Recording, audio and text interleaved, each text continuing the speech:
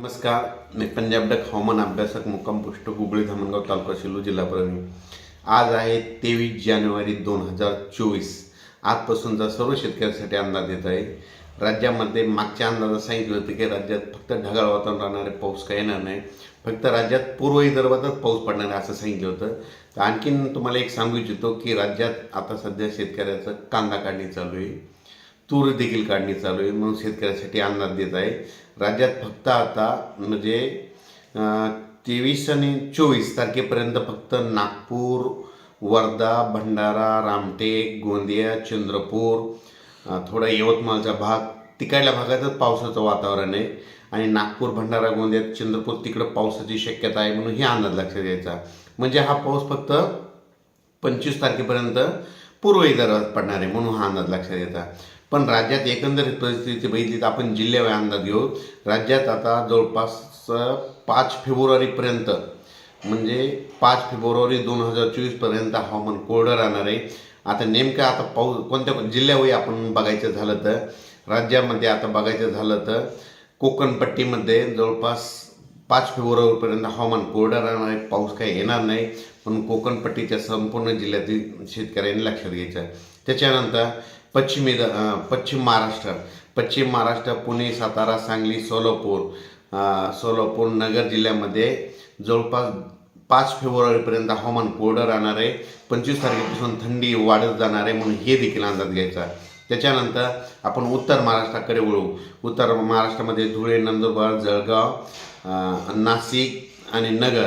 तर तुम्हाला एक सांगू इच्छितो की म्हणजे 5 फेब्रुवारीपर्यंत आता 25 तारखेपासून थंडी वाढायला सुरुवात होणार आहे, 5 फेब्रुवारीपर्यंत हवामान कोरडं राहणार आहे, म्हणून हे अंदाज लक्षात घ्यायचा। त्याच्यानंतर मराठवाड्यामध्ये जवळपास आता म्हणजे आणि आज आणि उद्याचे दिवस म्हणजे 25 तारखेपर्यंत 25 जानेवारीपर्यंत ढगाळ वातावरण राहणार आहे आणि त्याच्यानंतर 5 फेब्रुवारीपर्यंत हवामान कोरडं राहणार आहे। 25 तारखेपासून मराठवाड्यामध्ये म्हणजे परभणी, बीड, लातूर, सोलापूर, उस्मानाबाद, संभाजीनगर, जालना या भागामध्ये हवामान कोरडं राहणार आहे। 25 तारखेपासून थंडी वाढत राहणार आहे, म्हणून हे अंदाज लक्षात घ्यायचा। फक्त 2 दिवस म्हणजे 23 आणि 24 पर्यंतच थोडं अंशतः ढगाळ राहणार आहे, म्हणून हे अंदाज लक्षात घ्यायचा। पण 25 जानेवारी ते 5 फेब्रुवारीपर्यंत हवामान कोरडं राहणार आहे, थंडी वाढणार आहे, म्हणून हे अंदाज लक्षात घ्यायचा। त्याच्यानंतर पश्चिम विदर्भाकडे वळू।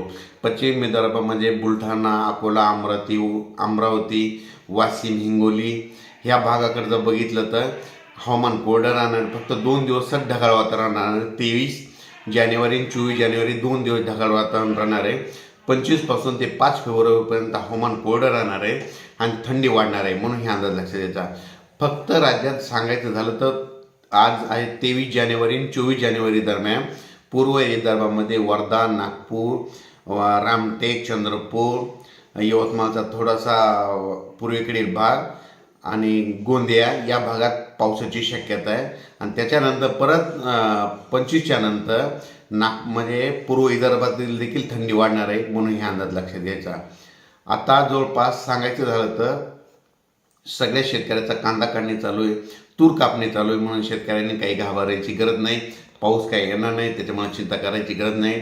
आता 25 जानेवारी ते 5 फेब्रुवारीपासून हवामान कोरडं आणि थंडी वाढत जाणार आहे, म्हणून हा अंदाज व्यक्त केला आहे। अचानक वातावरणात बदल झाला तर लगेच एक मेसेज दिला जाईल। धन्यवाद।